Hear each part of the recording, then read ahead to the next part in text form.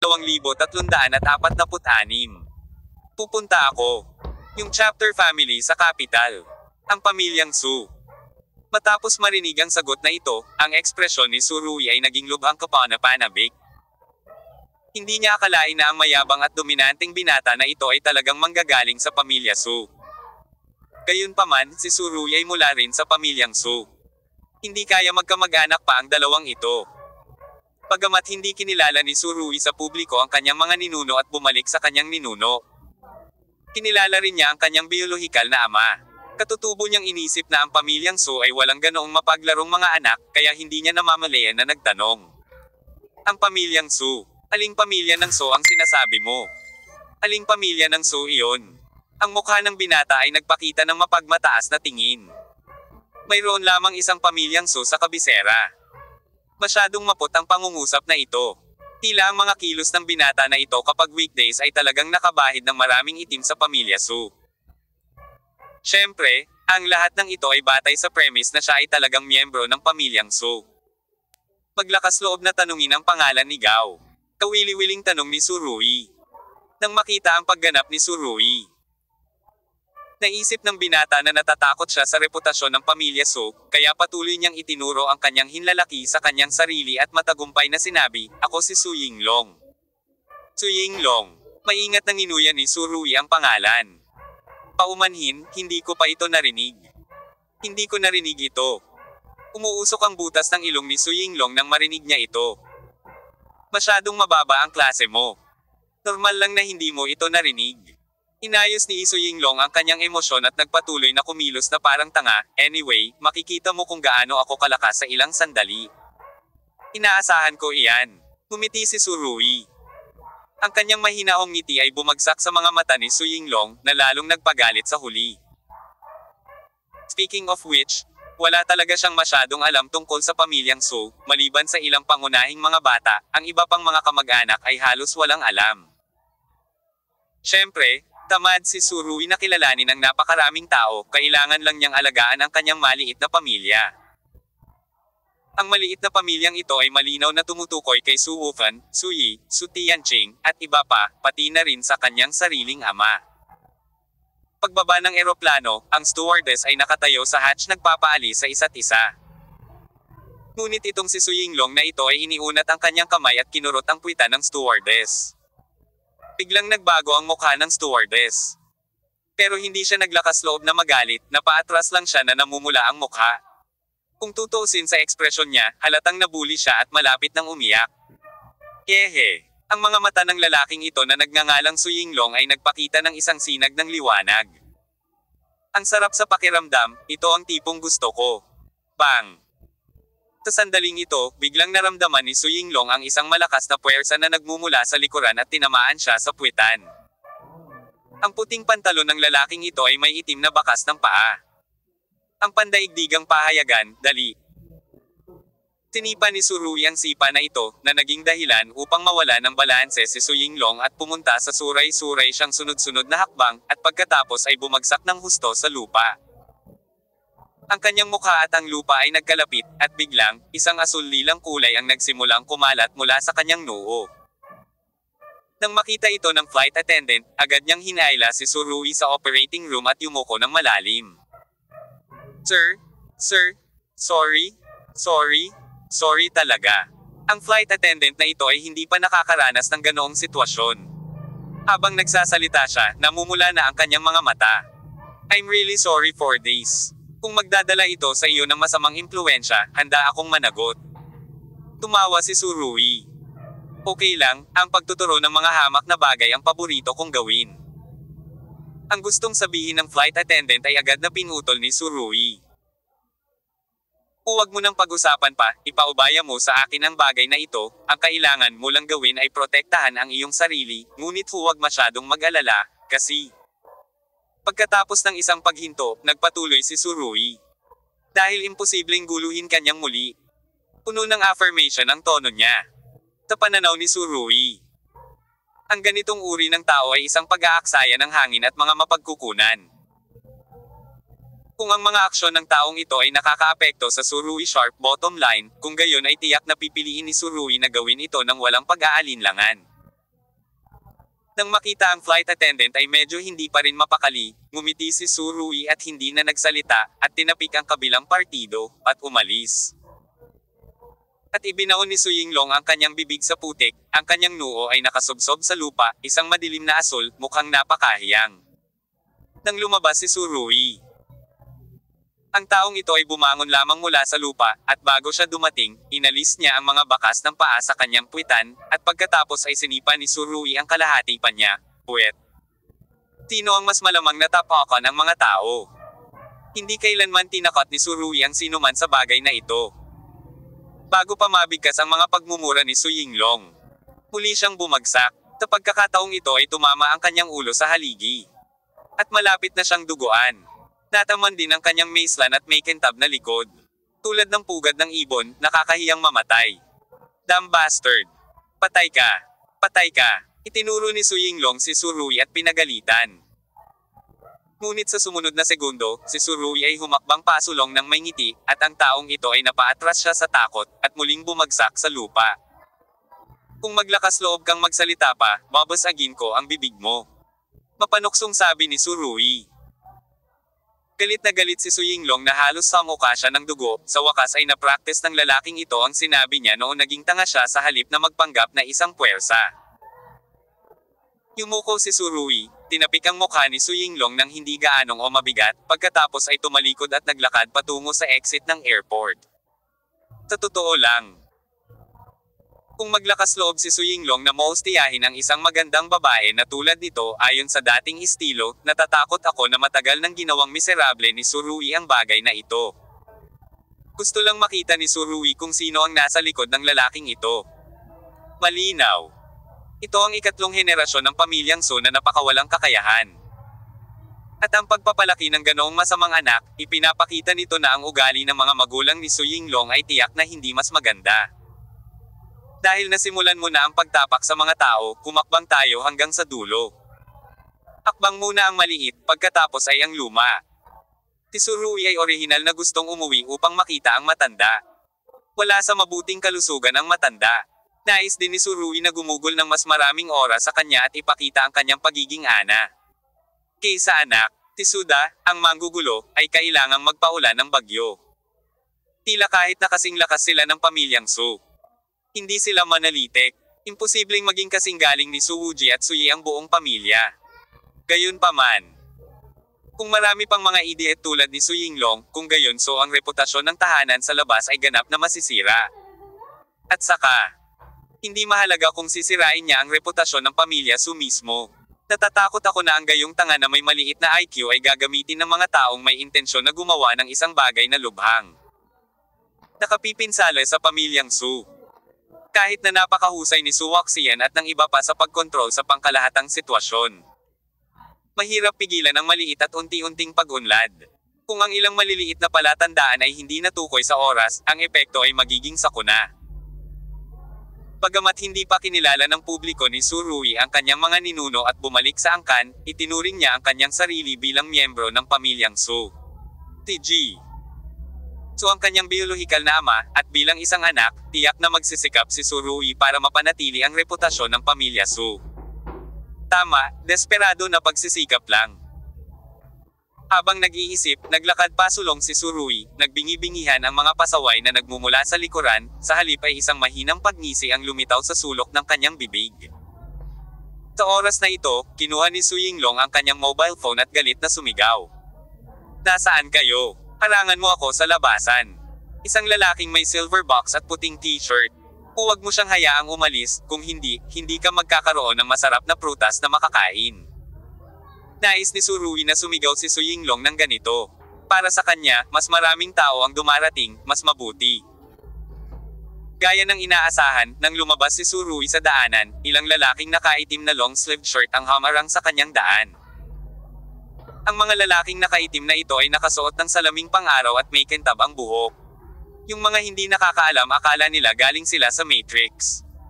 Talagang natatakot ako na isipin ng iba na hindi ako isang high-profile na tao. Umiling si Su Rui at huminga ng malalim. Kung mas mataas ang profile na si Su Yinglong ay nagpapanggap na siya, mas magiging naiinis si Su Rui, at mas madali itong magdulot ng puot sa pamilyang Su. Ang negosyo ng pamilya na sa wakas ay itinayo ng matanda ay maaaring masira ng ganoong tao. At Tsurugi, talagang imposibleng maupo at panoorin itong mangyari. Kung ginawa ito ng isang bata mula sa ibang pamilya, maaaring pagtawanan lang niya ito at hindi niya ito isapuso, o matuwa pa sa kasawian. Gayunpaman, pagkatapos ng lahat, ang Suyinglong na ito ay kabilang sa pamilyang Su, at ayaw hayaan ni Tsurugi na makakita ng mga biro ang mga tagalabas, kaya dapat ay siya na ang masamang tao ngayon. Umaasa ako na pagkatapos ng mga kaganapan ngayon, ang Suyinglong na ito ay maaaring maging hindi gaanong mababa, at malalaman kung ano ang ibig sabihin ng pagiging isang taong nasa labas ng isang tao, at may langit sa labas ng langit. Nabuli mo ba si Su Xiao? Malamig na sabi ng lalaking nakaitim. Siya ay 1.9 metro ang taas, at kitang-kitang nakatayo doon. Masasabi ni Tsurugi na ang lalaking ito ay matangkad at may mahahabang braso, at mayroon siyang tiyak na lakas ng santukan. Sa oras na ito, pinalibutan ng isang grupo ng mga tao ang Tsurugi. At kakaunti ang mga pasaherong umaalis sa istasyon. Kahit na may nakapansin sa sitwasyon dito, hindi sila mangangahas na isipin ang kanilang sariling negosyo. Hindi ko siya binubuli. Direktang sinabi ni Tsurugi. Binubuli niya ang stewardess, nakita ko lang ang kawalan ng katarungan at bumunot ng kutsilyo para tumulong. Anong paraan para makakita ng kawalan ng katarungan, gumuhit ng kutsilyo para tumulong? Sa oras na ito, isang boses ang tumunog mula sa likuran ni Tsurugi. Isa kang patay na pato na matigas ang bibig, at hindi ka iiyak nang hindi nakikita ang kabaong. Matapos marinig ito, dahan-daang lumingon si Tsurugi, sa tamang oras. Nang makita ang nahihiya na si Suyinglong, ang mga mata ng huli ay naglabas ng matinding sama ng loob. Kaya, nakangiting sinabi ni Tsurugi. Kung mayroon kang anumang mga trick na magagamit mo, napakaraming tao ang pumupunta at pupunta dito, hindi ako naniniwalang maglakas loob kang gawin ito. Ang pangungusap na ito ay halatang pangingisda, ngunit nakakalungkot na hindi marinig ni Suyinglong ang malalim na kahulugan nito. Oh, tama ba? Sa tingin mo hindi ako maglakas loob? Hehe. Galawin mo ako. Galit na galit si Suyinglong kaya napukaw ni Tsurugi ang kanyang galit. At uutusan na sana niya ang kanyang mga nasasakupan na gawin iyon, ngunit naningkit ang kanyang mga mata at nagsalubong ang kanyang mga kilay, pupunta ka sa tahimik na lugar kasama namin. Gayunpaman, hindi alam nitong makasarili na si Suyinglong na ito talaga ang sinasabi ni Tsurugi. Aling lugar ang mas tahimik? Sabi ni Tsurugi na nakangisi. Bakit, ayaw mong pumunta? Lalaki ba ito? Natatakot si Suyinglong na hindi pumunta si Tsurugi, kaya nagsimula siyang ngumisi. Low end provocation talaga ito. Kung ang iba ay sumang-ayon nangangahulugan lamang ito na gusto nilang pumunta. Pupunta ako. Ang mga salitang Tsurugi ay hindi nagmumura, ngunit talagang handa siyang pumunta. Kahit na, kapag nagsasalita siya, natatawa siya. Inaasahan ko kung ano ang maaari mong dalhin sa akin sa susunod, sorpresa. Kabanata 2347. Ano ang axiom at moralidad? Para kay Tsurugi, ang kahilingan ni Suyinglong ang talagang gusto niya, at hindi isinasapuso ni Tsurugi ang banta ng kabilang partido. Sa kanyang opinyon, ang taong ito ay naging isang tontongan sa kanyang sariling landas. Si Tsurugi ay nakatakdang gamitin ang taong ito upang patayin ang mga manok at magbigay ng halimbawa. Sa makatuwid, habang mas maraming ginawa si Suyinglong kay Tsurugi, mas komportable si Tsurugi. Pagsumikap at makita kung ano ang maaari mong makamit. Maaaring kailanganin talaga ng ilang tao sa pamilyang Su na alagaan sila. Sa napakalaking pamilya. Imposible para kay Old Master Su at Su Wuji na pangalagaan ang lahat ng sulok, kaya gagawin nila ito para sa kanilang sarili. Na may bahagyang ngiti, sinabi ni Tsurugi, huwag mo akong pababayaan. Siyempre, tutuparin ko lahat ng expectations mo. Si Suyinglong ay nagbigay ng nakakatakot na ngiti, ikinaway niya ang kanyang kamay. Bilasan mo at dalhin siya sa kotse. Kaya, sinubukan ng dalawang lalaking nakaitim na hawakan si Tsurugi mula kaliwa at kanan. Hindi na kailangan, pupunta ako mag-isa. Tinala ni Tsurugi ang malita, tumalikod at naglakad patungo sa isang hanay ng mga sasakyan sa di kalayuan.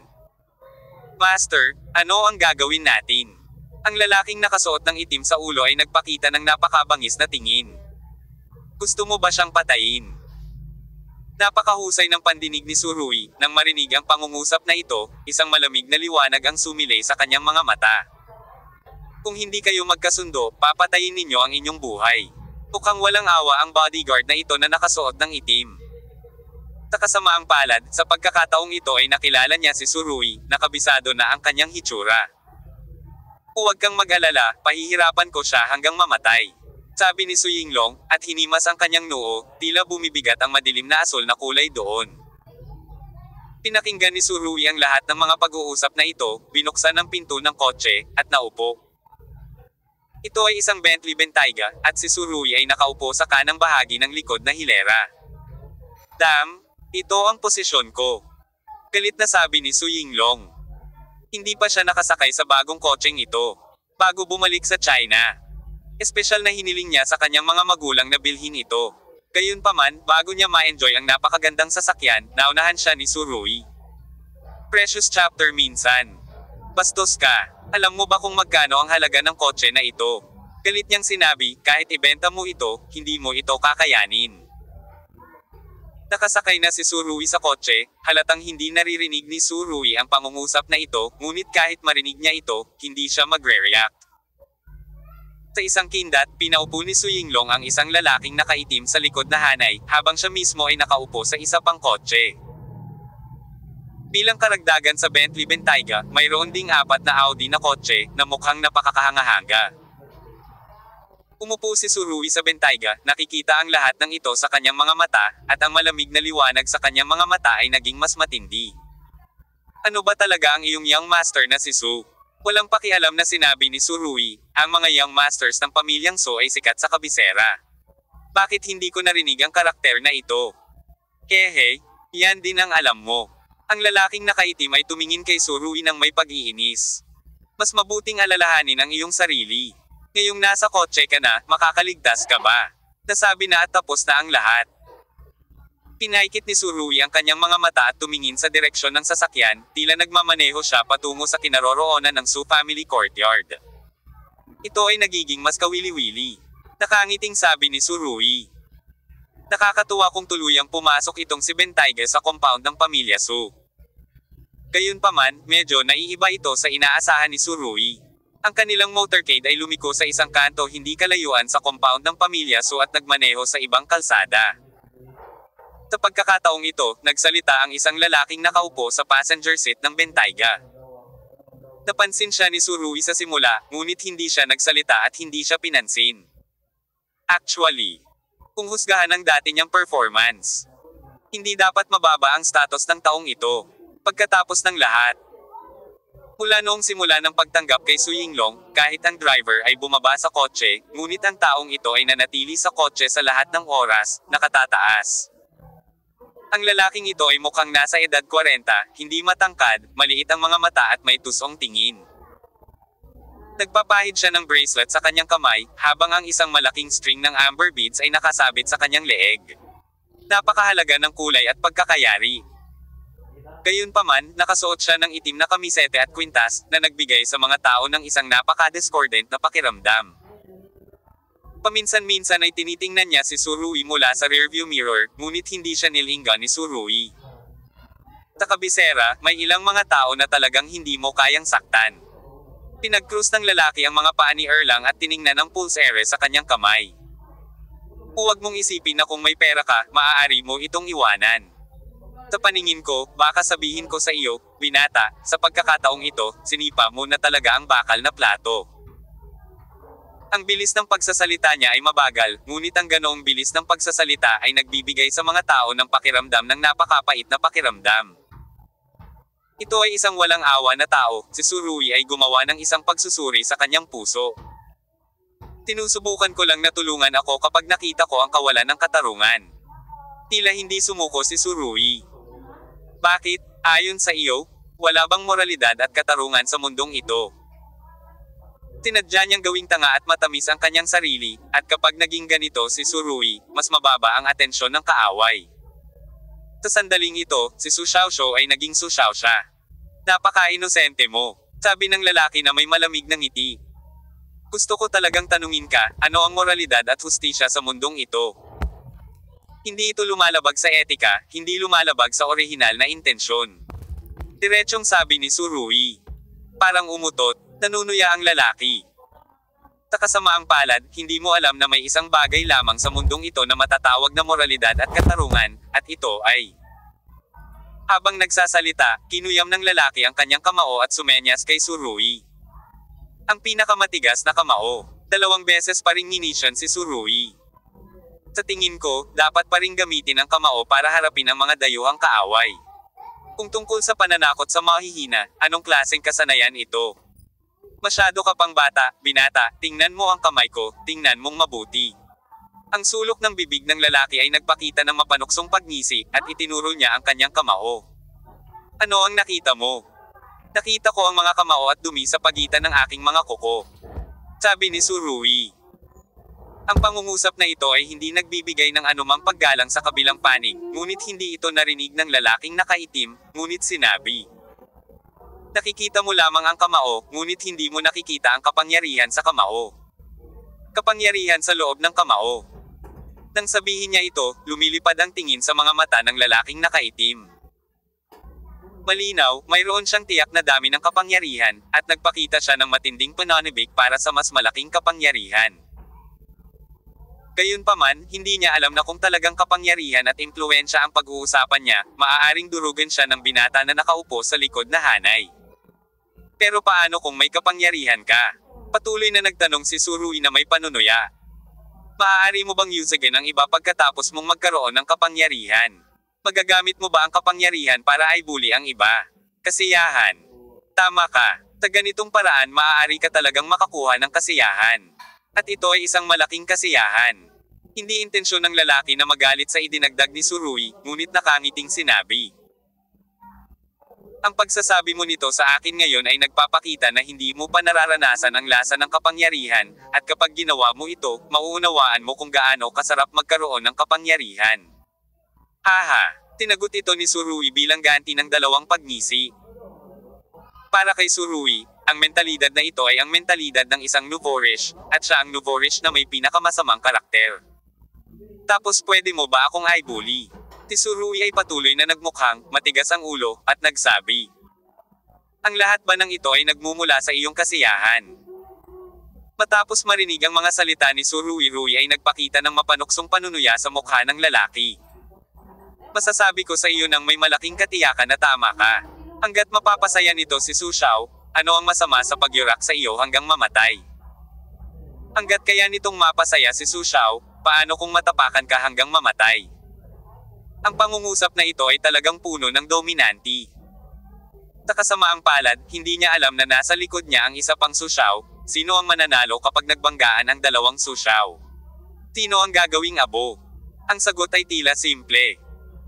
Gayunpaman, sa ganong simpleng sagot, marami pa ring tao ang nakatago sa dilim at walang alam.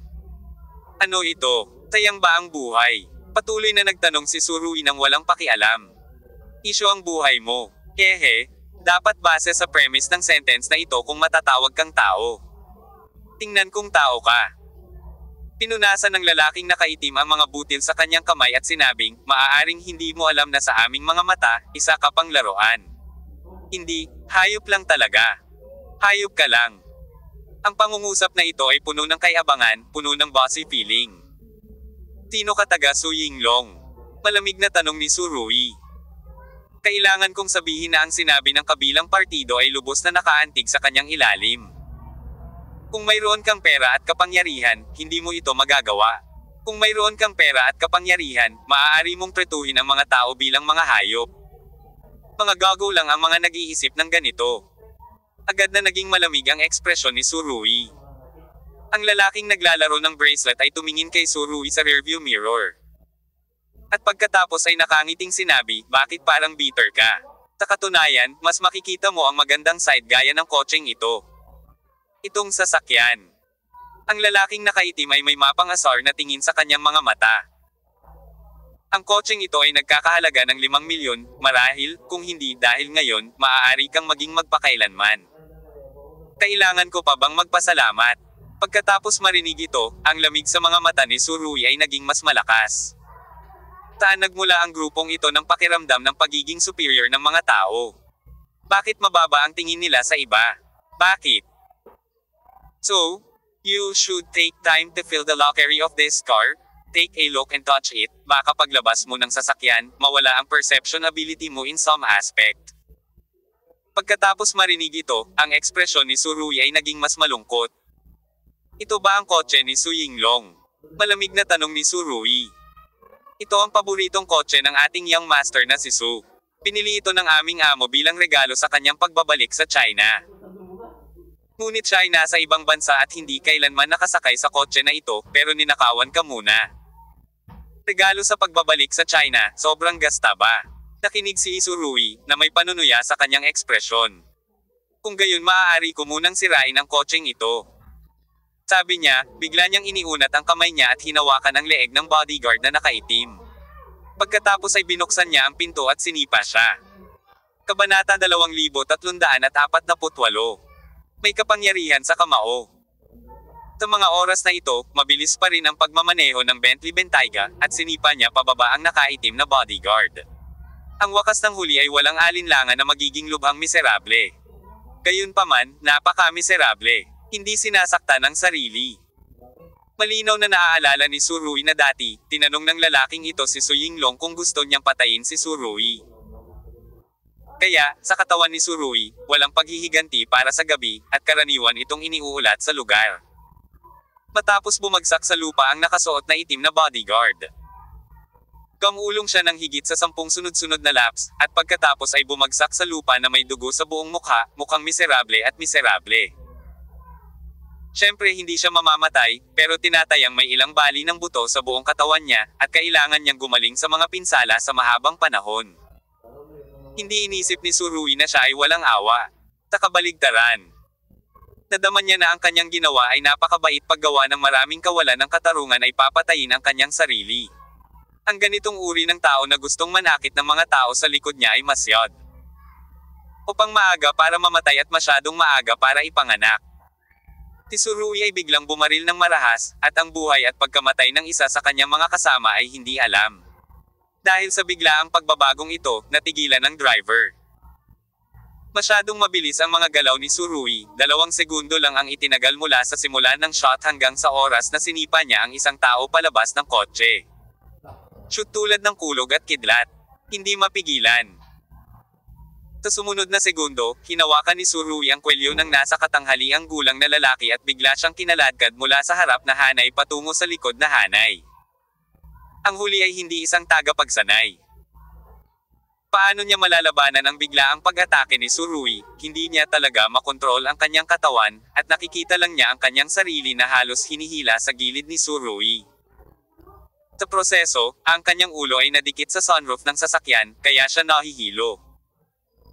Inilagay ni Su Rui ang kanyang kamay sa leeg ng nasa katanghaliang gulang na lalaki, na may 5 daliri na bumubuo ng mga kuko. Sa kaunting puwersa, kaya niyang durugan ang lalamunan ng kalaban. Sa tingin mo ba ngayon tama ang sinabi mo kanina? Nakangiting tumingin sa kanya si Su Rui. Napakakalmado ng ngiti ni Su Rui, napakalmado kaya hindi maiugnay ng mga tao ang dating marahas na pag-uugali sa kanya sa oras na ito. Ang karahasan ngayon, ang ngiti ngayon, at ang kagaanan ni Su Rui sa sandaling ito ay nagparamdam sa katanghaliang lalaki na ito ng hindi maipaliwanag na tibok ng puso. Ang pakiramdam ng palpitations na ito ay nagmumula sa ilalim ng aking puso, at pagkatapos ay mabilis na kumalat sa aking katawan. Itinuturing ng lalaking nasa katanghaliang gulang na ang kanyang sarili na may sapat na kaalaman. Matagal na siyang nasa ilang bilog sa kabisera. Na ginagawang napakadilim ng kanyang paningin, ngunit hindi niya talaga makita ang Su Rui. Kung sino sa huli, alamin pa ang dami ng paraan ng kabilang partido. Sa pagtingin sa kalmadong mga mata ni Su Rui, ang lalaking ito sa wakas ay nakaramdam ng hindi maipaliwanag na kapangyarihan. Ang ganitong puwersa ay malapit sa pamimilit, na para bang ito ay totoo, at ang taong nasa ilalim ng presyon ay hindi makahinga. Ano ba ang nangyayari? Ang nasa katanghaliang gulang na lalaking ito ay talagang kasambahay ni Su Yinglong. Ang tingin niya noon kay Su Rui ay isang munting langgam na maaaring kurutin hanggang sa mamatay sa kanyang kalhuba. Ngunit ngayon, ang lalaking ito ay biglang nagliyab, at ang kanyang lakas ay nakakatakot sa sukdulan. Ang mga tungkulin ng magkabilang panig ay nabaligtad sa isang iglap. Sobrang kabado ang driver sa front row. Hindi niya akalain na si Tsurugi, na tila nasa awa nila, ay talagang makakagawa ng napakalaking alon. Bilang mga bodyguard ni Su Yinglong, palagi nilang binubuli ang iba. Kailan sila mabubuli ng iba? Hindi pa siya napunta sa ganitong sitwasyon noon, at sa ilang sandali ay hindi niya alam kung ano ang gagawin. Bahagyang ngumiti si Tsurugi at sinabi sa driver, "Magmaneho ka ng maayos, huwag mo nang isipin na tawagan ang iyong kasabwat, kung hindi, sasabugan ko ang iyong ulo." Ito ay isang payak na pangungusap, ngunit ang kahulugan na ipinahayag ay hindi pangkaraniwan, lalo na kapag sinabi ni Tsurugi ang pangungusap na ito nang nakangiti, ito ay mas hindi mabata. "Huwag mo siyang pansinin, itapon mo sa akin ang lalaking ito." Tigaw ng mayordoma. Gayunpaman, dahil ang kanyang lalamunan ay kinurot ng mga kamay ni Tsurugi sa lahat ng oras, ang mga salitang sinabi niya ay tila pinipiga, na lubhang hindi kasiya siya. Nang marinig ito ng driver ay agad niyang gustong magpaanod, ngunit sa pagkakataong ito, isang itim na ilaw ang biglang sumabog, at saka nabasag ang speedometer ni Bentayga. Siyempre, ang mga tinek ni Tsurugi ay hindi tumusok sa center console, ngunit sila ay sarado sa sandaling sila ay pinakawalan. Ang mga tinek ay napakatumpak na ang mga ito ay hinimas pa ang leeg ng driver at lumipad. Hindi pa nagkaroon ng oras ang driver na magulat sa sirang speedometer nang matuklasan niya na may isang mababaw na marka ng dugo ang lumitaw sa kanyang leeg. Ang isang malamig na layunin ng pagpatay ay kumalat sa buong katawan kasama ang dugo. Alam niyang sadyang binabalaan siya ni Tsurugi. Kung maglakas loob siyang gumawa ng anuman, sa susunod, ang itim na ilaw na ito ay hindi basta-basta sa balat ng kanyang balat. Sa halip, ito ay direktang tumagos sa lalamunan. Sa ilalim ng gayong mga kalagayan, ang mga driver ay natural na hindi maglakas loob na kumilos ng padalos-dalos. Pansamantalang may tatago lang ang maliliit na kaisipang iyon. Hindi masama ang kung fu ng driver na ito. Nagpractice siya ng profesional na sande sa loob ng ilang taon. At tiyak na dahil mas alam niya ang tungkol sa kung fu kaya napagtanto niya kung gaano kaitikot ang kontrol ni Tsurugi sa kapangyarihan, sa punto. Akala ko madali akong makakatapak ng tao ngayon, ngunit sa hindi inaasahang pagkakataon ay may nakilala akong master na nagpapanggap na baboy at kumakain ng tigre. Ngayon hayaan mong sabihin ko sa iyo kung ano ang katwiran at kung ano ang katarungan. Napangiti si Tsurugi. At sinabi sa kasambahay, sa palagay ko, kung ito ay mas mahirap kaysa sa kamao ng isang tao, dapat ako ay nanalo, tama ba? Dati, ginamit ng kasambahay ang teorya ng kamao para ipahiya si Tsurugi, ngunit hindi niya inaasahan na sasampalin siya sa mukha ng huli ng parehong teorya. Nakakatuwa, di ba? Tumawa si Tsurugi. Napakalungkot ng mukha ng mayordomo. Kung gagawin mo ito, hindi ka pababayaan ng pamilyang Su. Hindi ako pababayaan ng pamilyang Su. Agad na tumawa si Tsurugi pagkatapos marinig ito. Talagang kinuha niya ito bilang isang biro. I always thought I was a good laugh, pero hindi pala. Sa pag-iisip ng oras na ito, naaliw ako sa iyo. Umiling si Tsurugi. Mukhang hindi ka maaaring umiyak nang hindi nakikita ang kabaong, ngunit gusto kong sabihin sa iyo na hindi lamang kapangyarihan ang nasa iyong mga kamao, kundi pati na rin ang kapangyarihan. Sabi niya, bumagsak ang kamao niya. Bang! Click! Agad na nabasag ang tulay ng ilong ng kasambahay. Nabasag ito, at sa isang iglap ay lumabas ang dugo sa kanyang ilong. Ang lalaking nagturo kay Tsurugi ng pilosopiya ng buhay na may mataas na saloobin noon. Sa wakas ay kinuha ang kabilang panig ng papel, naramdaman ko ang sakit na dulot ng kanyang tinatawag na pilosopiya. Kung gusto mong magpanggap, kailangan mong magkaroon ng tiwala. Bahagyang ngumiti si Tsurugi, at pinutol ang string ng mahahalagang Buddha beads na nakasabit sa leeg ng isa. Ang mga butil ay nagpapatalbog sa karwahe, ngunit ang mayordomo ay ganap na nakakalimutan. Maglakas loob na kunin ito. Uminto ang dalawang Audis, bumaba ang ilang tao sa mga sasakyan, at dinala sa kotse ang mga bodyguard na puno ng dugo. Ito sa isang kotse, malungkot na tanong ni Su Yinglong, ano ang nangyayari? Ano ang nangyayari? Maaari bang sabihin sa akin ng sinuman kung bakit? Gayunpaman, ang kapos palad na nasasakupan ay nahimatay na at ganap na hindi nakasagot sa tanong ni Su Yinglong. Ito ang tiwala ni Su Yinglong. At mayroon siyang napakahusay na paraan ng pagpapahirap sa mga tao. Kaya, inayos niya na maupo sa tabi ni Surui. Para lang makahanap ng pagkakataong magdusa para sa kabilang partido. Ngunit ngayon ay tila imposible para mahulog ang kanyang mga nasasakupan sa sasakyan ng walang dahilan. Dapat itong gawin ni Surui. Damn bastard. Tatawagan ko si Uncle Han at magtatanong. Sabi ni Su Yinglong. Kasabay ng pagdial, utos niya sa driver. Sumunod ka sa Bentayga para sa akin. Nagring ang phone ni Uncle Han. Ang kanyang tunay na pangalan ay Han Buyi. At siya ay isang housekeeper sa pangalan. Ngunit siya ay talagang isang alipin na pinuno na tumutulong sa mga magulang ni Su Yinglong na gumawa ng maruming trabaho na nakakapagod na trabaho. Sa makatuwid, siya ay may mataas na katayuan at mahusay na kapangyarihan. This guy is also a guy na marunong lumuhad at dumayla. Hindi lamang siya pinagkakatiwalaan ng mga magulang ni Su Yinglong. Ngunit ginagawa niya ang kanyang makakaya kay Su Yinglong mismo. Bukod dito, hindi lamang siya nambobola, ngunit mayroon din siyang pinakamasamang punto. Isang malugod na pagtanggap. Hangga't gusto ni Su Yinglong ang gusto niya. Tiyak na gagawin niya ang lahat para masiyahan ito, kahit napaka-unethical ng mga kilos niya, wala siyang pakialam. Hangga't maaaring maging masaya si Su Yinglong. Tulad ng oras na ito. Nang bumalik si Su Yinglong sa China. Hindi lang siya nagdala ng kotse para sunduin siya. Ngunit kung may gustong tapakan ang kabilang partido, kailangan niyang gamitin ang lahat ng kanyang katalinuhan para matapakan si Surui sa alikabok. Tandang padamdam. Nang marinig ang kanyang cellphone na nagri-ring, kumalas si Surui sa kanyang leeg at sinabing, sagutin mo lang ang telepono. Hindi naniniwala si Han Buyi na magiging mabait si Surui na hayaan siyang sagutin ang telepono. Nag-iisip pa rin siya kung paano ipapaliwanag kay Su Yinglong. Kung si Su Yinglong ay binigyan ng babala, sasamantalahin ba ni Surui ang pagkakataon na patayin siya? Hindi talaga alam ni Han Buyi, kaya tumingin siya kay Surui na may pagtatanong. Binigyan siya ni Surui ng isang galit na tingin, at agad na naintindihan ng huli. Young Master, okay lang? Okay lang? Ngayon lang hindi alam ni Xiaowang ang gagawin, pero binuksan niya ang pinto at lumabas ng sasakyan mag-isa. Sabi ni Han Buyi. Ang kanyang mga kasinungalingan na puno ng mga butas ay hindi man lang nagdulot ng hinala ng kabilang partido, sinabi ni Su Yinglong, okay na ba ang peking lalaki na iyon?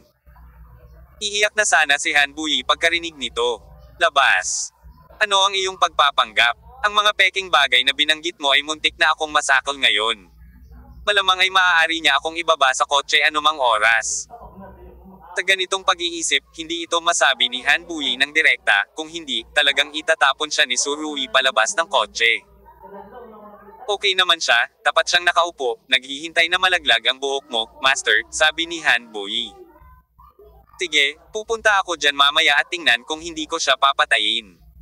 Pagkatapos magsalita ni Su Yinglong, ibinaba niya ang telepono. Sa pagiging housekeeper ng mga magulang ni Su Yinglong. Si Han Buyi ay natural na hindi ganoon kawalang kakayahan.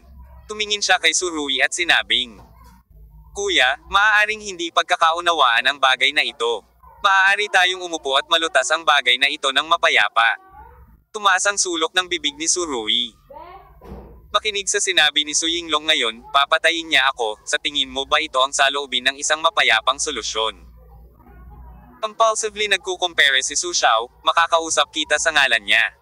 Pinatatag ni Han Buyi ang kanyang emosyon at sinabing, maaari mong pag-usapan ang anumang kondisyon na gusto mo.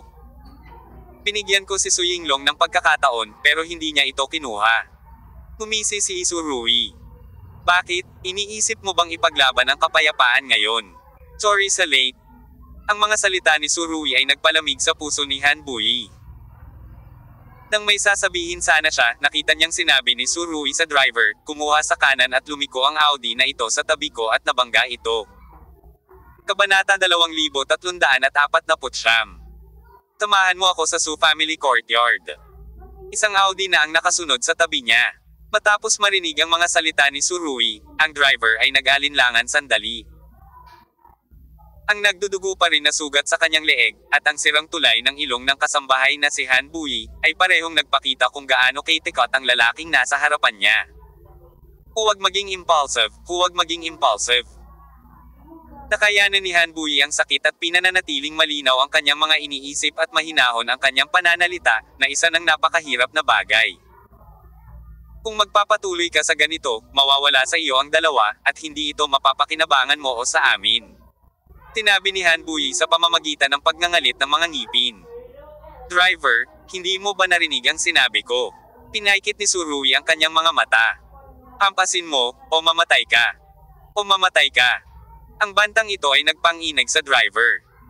Bigla niyang naramdaman na papatayin talaga siya ni Surui. Malamig na tumitig si Surui sa harapan. Hindi ba't gusto mong laging makaramdam ng superior? Hindi ba't gusto mo na lang na tumayo at palampasin ang mga mortal sa mundo? Kaya mabuti.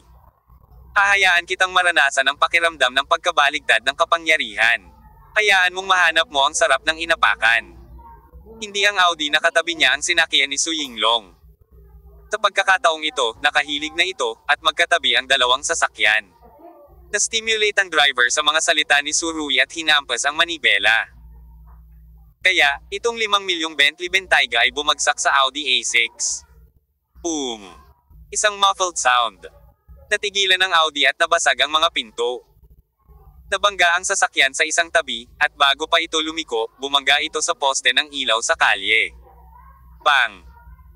Ang airbag ng Audi na ito ay agad na lumabas, ang hood ay itinaas ng mataas, at ang buong harap ng kotse ay nabaliw. Halos masira ang kawawang poste ng ilaw sa kalye sa gitna. Ang 2 taong nakaupo sa front row ay agad na na-knockout ng airbag, at ang 2 tao sa likod na row ay natulala rin at nasuray-suray sa karwahe. Para naman sa Bentley Bentayga, nasira ang kanang headlight sa harap, at nahulog ang bumper sa kalahati. Sa banggaan na ito, ganap na tagumpay ang Benviet. Ngunit, ito ay isang 5 milyong luxury car. Aabutin ng mahigit 6 na milyon ang paglanding. Magkano ang magagastos upang ayusin ang ganitong uri ng epekto? Sa likod, nakita ni Su Yinglong na ang kanyang sasakyan ay bumangga ng napakalakas, at biglang nagpaungol ng sakit sa puso. Ang kotseng ito ay regalo ng kanyang mga magulang para sa kanyang pag-uwi. Hindi pa siya nakakaupo kahit isang beses, at nabangga siya ng ganito. Galit na sumigaw si Su Yinglong. Damn, habulin mo ako. Pilitin mo siyang tumigil. Kaya, ang Audi ay sumugod ng walang pag-aalinlangan. Pero, sino ba ang gustong pigilan? Ngayon ang pinakakinatatakutan ni Surui ay ang puwersahang huminto. Sino ang papatay kung sino? Pump me hard, huwag kang mag-alinlangan. Si Surui ay nagbigay ng isa pang utos. Sa makatuwid, ang isa pang Audi ay hindi nakatakas sa malas. Gayunpaman, sa pagkakataong ito, bahagyang tumama ang Bentley Bentayga sa posisyon, at hindi ito tumama sa gitna, ngunit tumama sa ball. Natamba ang trunk sa kalahati, ngunit hindi ito nakaapekto sa pagmamaneho. Sumimangot si Surui. Kusa kayong manloko, bumaba kayong lahat. Sabi niya, sinipa niya ang pinto ng kotse, at ang butler na kanina ay malayo ay inihagis ni Surui palabas ng sasakyan. Ang lalaki ay gamulong muli sa lupa ng ilang beses na magkakasunod, ang kanyang mukha ay puno ng dugo. Itinaas ni Surui ang kanyang paa at pumunta sa passenger seat, hinawakan ng driver at sinabing, bumaba ka rin. Gaya ng sinabi niya, ang driver ay itinapon din ni Surui palabas ng sasakyan. Ang Bentley Bentayga na ito ay nasa ilalim na ngayon ng kontrol ng Surui. Nagiging kawili-wili na ngayon. Bahagyang ngumiti si Surui, tumingin sa Audi sa rearview mirror, at nagsimulang magmaneho ng maayos. Tinakawan ang sasakyan ko. Tinanakawan niya ito. Galit na sumigaw si Su Yinglong. Halika, patayin siya para sa akin. Anbuyi siya at ang driver ay sunod-sunod na dinala sa kotse. Nang makita ng una si Su Yinglong, sinabi niya, Guro, sa pagkakataong ito ay nakatagpo kami ng isang matigas na lalaki. Matigas na lalaki. Tumingin si Su Yinglong kay Han Buyi na may dugo sa kanyang mukha. Hindi niya maiwasang mapagalitan. What a incompetent guy. Hindi ako natatakot sa anumang mahihirap na bagay, papatayin ko siya. Kung gusto lang ni Su Yinglong na tapakan ang mga tao noon, ngayon siya ay ganap na gusto kung patayin si Surui. Si Han Buyi ay pinagalitan ni Su Yinglong dahil sa pagiging incompetent, kaya tumango lang siya at umamin. Paumanhin, young master, gagawin ko ang lahat para makabawi. Hindi ko inaasahan na makakatagpo ako ng ganoong bagay pagkatapos bumalik sa China. Pinaikit ni Surui ang kanyang mga mata. Dapat ba akong magpasalamat sa iyong presensya? Gaya ng sinabi niya, binitawan niya ang accelerator gamit ang kanyang mga paa at bahagyang ibinaba ang kanyang bilis. Ito ay para mas madaling makahabol si Su Yinglong. Oo naman, ilang Audis ang sumubok na lampasan ang mga Bentley at gustong pilitin si Su Rui na huminto. Hindi ito pinansin ng huli at hinayaan ang isang Audi na magmaneho ng diretso sa harapan niya. Sa kasong ito, pinalo ni Su Rui ang accelerator. Bang! Itinulak ang takip ng trunk ng Audi, at ang buong kotse ay lumihis din sa ruta, at sa wakas ay naging matatag ito. Gayunpaman, hinampis ni Su Rui ang accelerator at muling nataman ito. Ang Audi na ito ay direktang tinamaan sa kalsada at sa berdeng sinturon. Nang makita ang walang pigil na banggaan ni Bentley Bentayga, dumudugo ang puso ni Su Yinglong. Pagamat mayaman siya, hindi naman siya ganoon ka-profligate. Ngayon ang harap na mukha ng Bentley ay nagbago ng hindi na makilala. Kung ito ay na-install muli, ang buong kotse ay kailangang i-scrap. Gayunpaman, maaari lamang silang sumunod sa likod ng Bentley ngayon, hindi mahalaga sa gilid o sa harap, ang Audi ay matatamaan. Ang kasalukuyang Su Yinglong ay maaaring ilarawan bilang isang daga. Naghukay ka ng malaking butas. Paano ko siya hahayaang maupo sa Bentayga? Galit na binasag ni Su Yinglong ang upuan.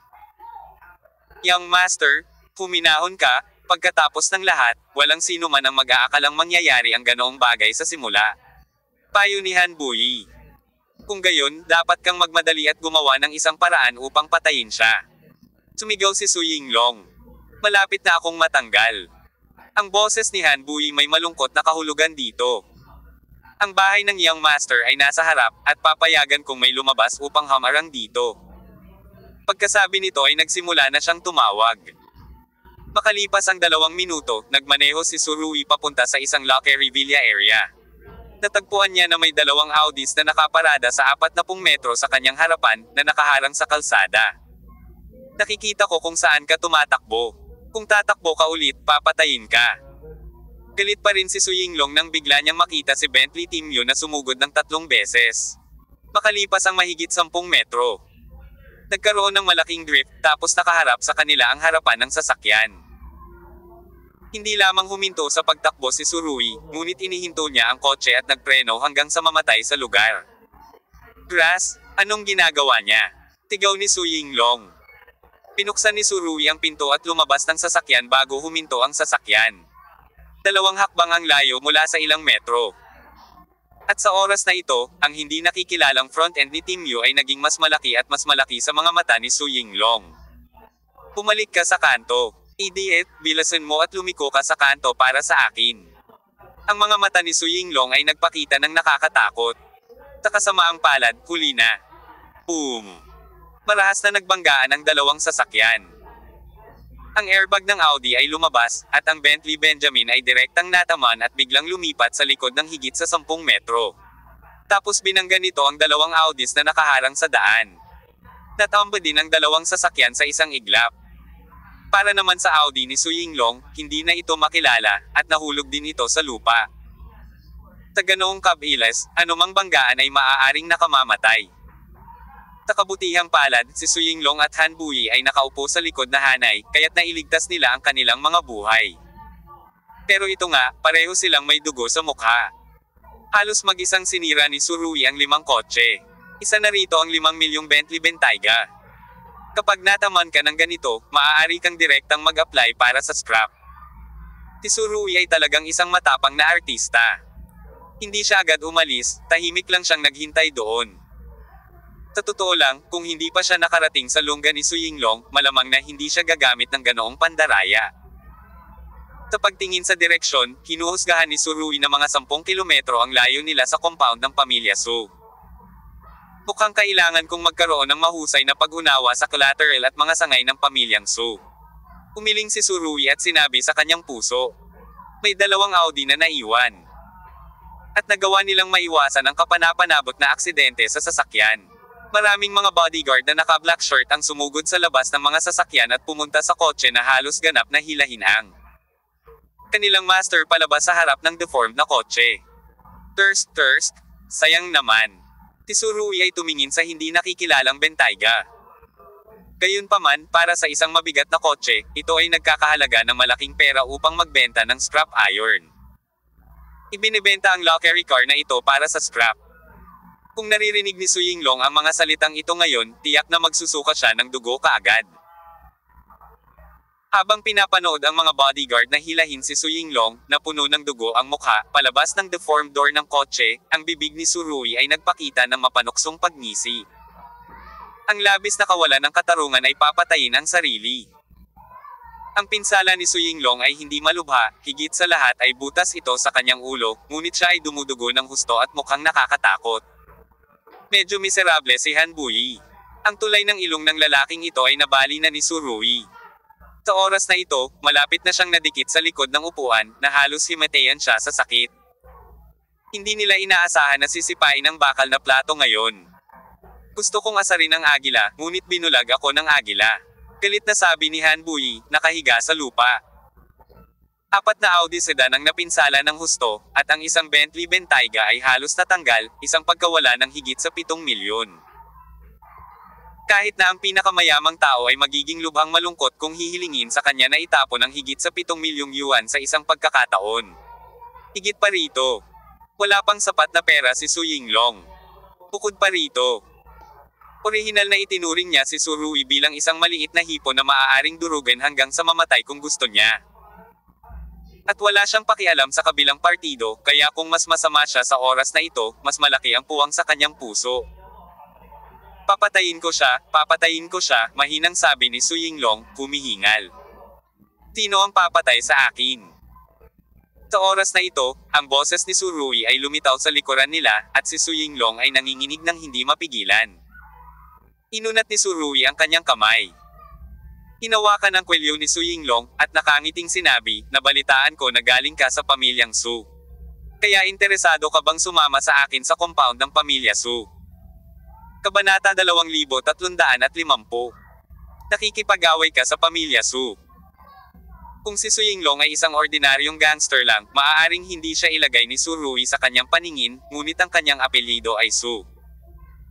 Dahil lang sa apelyido na ito, kailangang bigyang pansin siya ni Su Rui at lahat ng kanyang kilos. Dahil sa ginawa nitong dude, malaki ang posibilidad na mapuruhan ang mukha ng pamilyang Su. Kung maglakas loob kang pumunta sa bahay ni Su, mapapahamak ka. Napahawak si Su Yinglong sa kwelyo, at siya ay patay pa rin. Hindi niya iyuko ang kanyang ulo kay Su Rui. Kung gagawin niya ito ay katumbas ng pagsampal sa kanyang mukha kahit na namamaga ang kanyang mukha.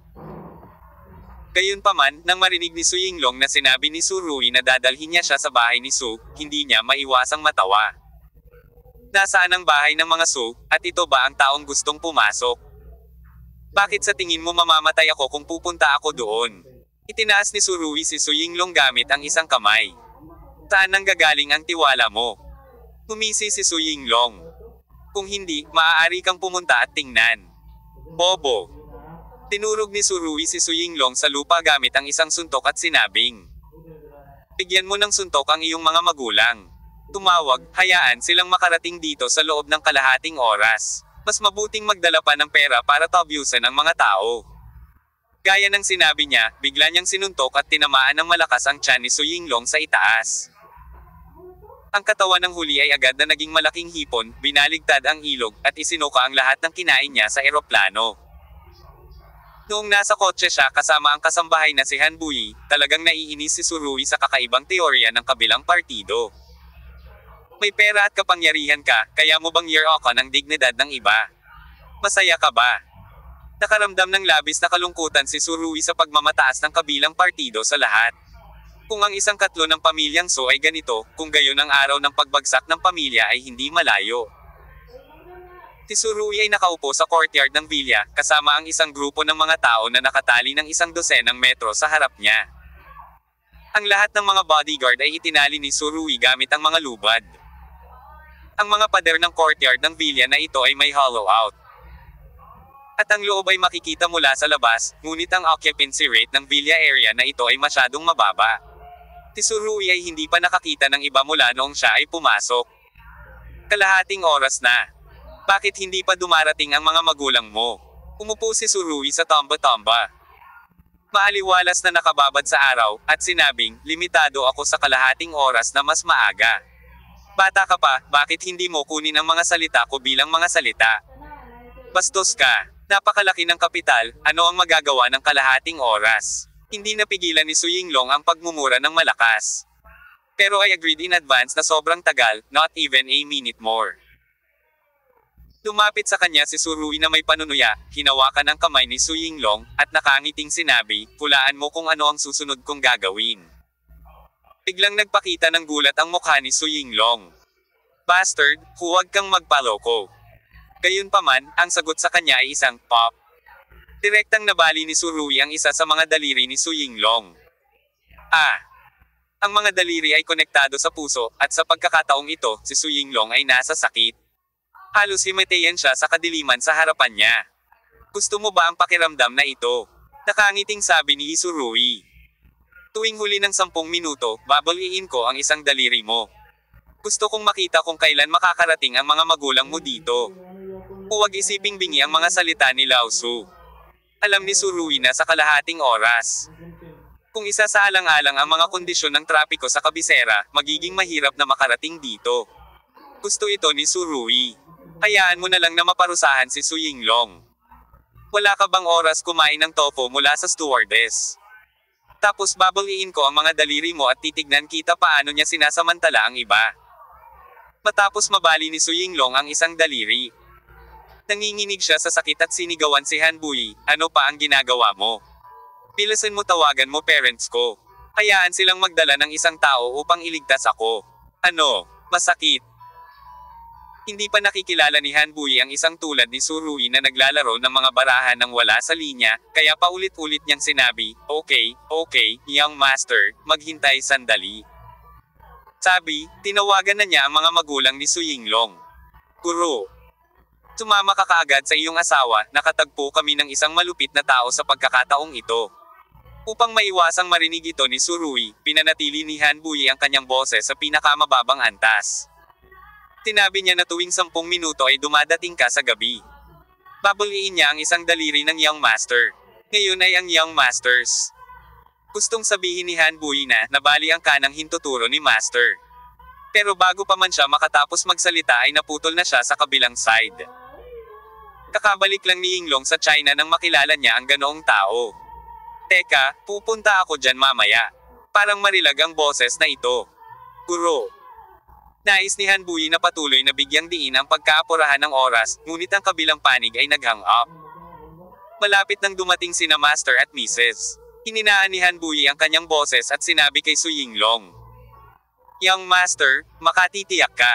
Sa antas ng pagmamahal ng iyong Panginoon at asawa para sa iyo, ang taong ito ay mapapahamak. Sino ang patay? Mabagal na sabi ni Su Rui. Pamaling ang kanyang mga mata kay Han Bui, na may mapaglarong kahulugan sa kanyang mga mata. Kapag tumawag ka sa susunod, pinakamahusay na panatilihing mahina ang iyong boses, naririnig ko ito. Biglang kinilig si Han Bui nang marinig niya ito. Alam niya na si Su Rui ay isang lalaki na naglalaro ng mga barahan ng wala sa linya. At siya mismo ang nagduso mula rito, ngunit ngayon, hindi alam ng master at ng kanyang asawa kung gaano katagal bago makarating, kailangan niyang maghanap muna ng paraan para maging matatag. Su Rui, kung mabali ni Su Yinglong ang isa pang daliri, ang kahihinatnan ay magiging mahirap. Sinabi ni Han Bui. Sa palagay ko ay may pag-uusapan pa tungkol sa bagay na ito. Hindi na kailangang maging marahas. Naghihiganti ka sa pamilya Su. Sa panlabas, ang pangungusap na ito ay sinusubukan nitong hikayatin si Su Rui, ngunit ito ay talagang nagbabanta. Ang subtext ay kung gagawin mo ito, hinding-hindi ka pababayaan ng pamilyang Su. 2 beses na tumikim si Su Rui. Kawayan ng pamilyang Su. Sa tingin mo ba matatakot ako sa pamilya Su? Sinabi ni Han Bui. Sa buong kabisera, walang sino man ang hindi natatakot sa pamilyang Su. Nang sabihin niya ito, nagkaroon siya ng mahinang pagmamalaki. Walang takot sa pamilya Su. Kasama ka. Pero hindi ako kasama dyan. 2 beses na tumikim si Su Rui, tinanggihan ang mga salita ni Han Bui. Siyempre, hindi siya kasama. Ang pinuno ng pamilyang Su ay si Ginang. Su, at si Ginang. Su ay ang biolohikal na ama ni Su Rui. Ginamit ba niya ito sa takot sa pamilya Su? Siyempre, I think you have any strength to spare. Hindi ka kwalipikadong makipag-ayos sa akin ngayon, sabi ni Su Rui. Nang marinig ito ni Han Bui, nagsalubong ang kanyang mga kilay. I think you should understand what is power. Minsan, ang lakas at ang lakas ng suntok ay magkapareho. Lumapit si Su Rui kay Han Bui na nakangisi, hinubad niya ang pulse ares sa kanyang palso, diretsong hinubad ito, at isa-isang inihagis ang mga butil. Gusto ko talagang maranasan mo ang sarili mong pilosopiya ng buhay at kung ano ang pakiramdam nito. Natapakan. Si Han Bui ay napakalungkot na, ang kanyang mukha ay puno ng dugo, ngunit ngayon ito ay isang bagay ng posisyon, at kailangan niyang gumawa ng inisyatiba upang tumayo at sisihin. Kasalanan ko ang pagiging masungit ko sa iyo noon. Hanggat palayain mo ang young master, handa akong humingi ng tawad sa iyo. Sabi ni Han Bui. Pop! Isang malakas na sampal sa mukha ang sagot sa kanya. Diretsyong sinampal ni Su Rui si Han Bui sa lupa. Hindi ko siya pakakawalan, at hindi ko na kailangan ang iyong paghingi ng tawad. Malamig na tumawa si Su Rui. Sa aking palagay, ang iyong paghingi ng tawad ay walang halaga, at ito ay walang pinagkaiba sa basura.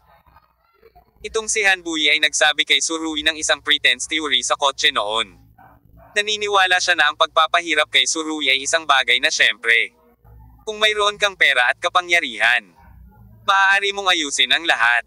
Gayunpaman, hindi ganoon ang nakikita ni Su Rui. Kailangan kong lunokan lahat ng sinasabi mo. Baliin ang iyong mga ngipin at lunokan ang iyong dugo. Anong klaseng bagay ka, Han Bui? Magkano ang halaga ng iyong paghingi ng tawad? Pagkatapos magsalita, hindi na muling tumingin sa kanya si Su Rui, ngunit tumingin sa kanyang relo.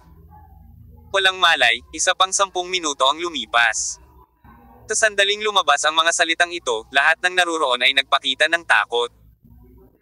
Kapag natapos na ang 10 minuto, ibig bang sabihin ay mabali ang isa pang daliri ni Su Yinglong. Isa itong demonyo. Isang diablo na peke. Matapos marinig ang mga salita ni Su Rui, biglang sumigaw si Su Yinglong. Huwag mo akong hawakan, huwag mo akong hawakan. Walang silbi kahit na mabali ang kanyang lalamunan, hinawakan ni Su Rui ang kanyang kaliwang hintuturo, pinitik ito, at pinutol. Grabe ang sakit. Gustong himatayan ni Su Yinglong sa sakit, ngunit hindi niya magawa. Sa halip, ang higit na sakit na kanyang naramdaman, mas naging matino siya. Bastos, bastard. Nagsumpa si Su Yinglong. Bahagyang ngumiti si Su Rui. Kaya sana ay dumating ang iyong mga magulang ng mas maaga, para hindi ka masyadong masugatan. Nakakasakit ka ng masama ng tao. Kung tatawag ka ng pulis, maaari kang masentensyahan ng 10 taon. Sa oras na ito, nagsimulang sumigaw muli si Han Bui. Gayunpaman, ang kanyang mga banta ay walang silbi kay Su Rui. Kung gayon pareho kayong nangaasar ng mga babae at nanakit ng mga lalaki. Para makaalis kayo ng walang parusa ng comfortable. Narinig ni Su Rui ang mga salita ni Han Bui, at ang kanyang mga mata ay naglabas ng matinding liwanag. Ikaw lang ang makakabuli sa iba, pero hindi sa iba. Mayroon bang anumang dahilan para dito sa mundo? Nang makita ang mabangis na mga mata ni Su Rui, likas na naramdaman ni Han Bui na may mali. Sa sumunod na segundo, hinawakan ni Su Rui ang kanyang kwelyo at inihagis ito. Boom! Bumangga ang katawan ni Han Bui sa bakal na tarangkahan ng bilya, at pagkatapos ay bumagsak ng husto. Kung titingnan mong mabuti, makikita mo na ang matigas na bakal na rehas ng gate ay nabaluktot na. Alam ng Diyos kung gaano karaming pagsisikap ang ginamit ni Su Rui. Mukhang marami ka ring ginawang masama para sa tigre tuwing karaniwang araw. Nanunuya si Su Rui. Kaya, maningil muna tayo ng interes. Interes lang. Nakaramdam ng pananakit si Han Bui sa buong katawan niya, ngunit sinabi ni Su Rui na interes lang ito.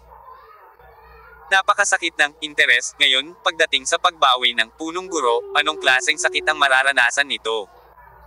Wala talagang lakas ng loob magsalita si Han Bui. Puno ng takot ang puso niya. Nagawa mo na ba? Masasamang bagay, ang bawat isa sa kanila ay matutupad sa iyo. Tinulyapan ni Su Rui ang audience at pinaikit ang kanyang mga mata. Hindi ko alam kung bakit, ngunit pagkatapos marinig ito, si Han Bui, na nakagawa ng maraming masasakit na bagay, ay hindi napigil ang kinilig. Sa sandaling ito, isang Mercedes-Benz commercial vehicle ang pumasok sa gate ng villa area.